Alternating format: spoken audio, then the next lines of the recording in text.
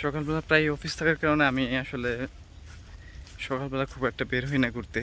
But আজকে আমি একটু বের হয়েছি যে আমাদের গ্রাম থেকে পাশের একটা গ্রাম আছে, নাম হচ্ছে বরাবো। ওইখানে আমি একটু যাচ্ছি যে সকালবেলা নাস্তাটা করা যায় কিনা দেখার জন্য।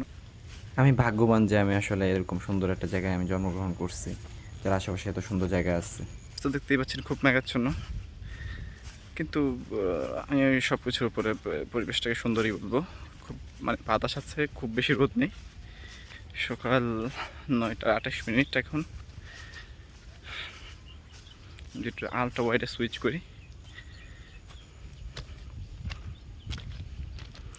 ভালোই লাগতেছে তাই না? এখানে আছে ফুল, হ্যাঁ, ফুলগুলো সুন্দর লাগতেছে, ছোট ফুল। এই যে দেখেন পাখি আসতেছে। রেল লাইনের এই পাশটাতে আরও আমরা ফুল দেখলাম। আমাদের এই রেল লাইনে বাম পাশে চাইলে এক সারিতে গাছ থাকে, আর অপর পাশে হচ্ছে একটু খোলা, কারণ এই পাশে ডাবল লাইন হওয়ার কারণে কাজ করে গাছগুলোকে কাটিয়ে ফেলা হয়েছে। এখানে রেলকর্মীরা ওনারা রেল লাইনটাকে পরিচ্ছন্ন করার কাজ করছেন। আমি তাদেরকে অনেক সম্মান করি। দেশটাকে সুন্দর করার মধ্যে তাদের অনেক অবদান। আশেপাশে যেই বড় আকারের গাছগুলো দেখা যাচ্ছে সবই কড়ই গাছ, পাশাপাশি কিছু মেহগনি গাছ আছে। এই পাশে অনেকটা লজ্জাপতি গাছও আমরা দেখছি, বাট ওয়েল, এই পাশে আসলে মানুষজন খুব কম। আমরা দেখতে পাচ্ছি যে আমরা একদম নিরিবিলি হাঁটতেছি। প্রকৃতিটা খুব সুন্দর, আর একা একা হাঁটানোর যথেষ্ট মজা আছে।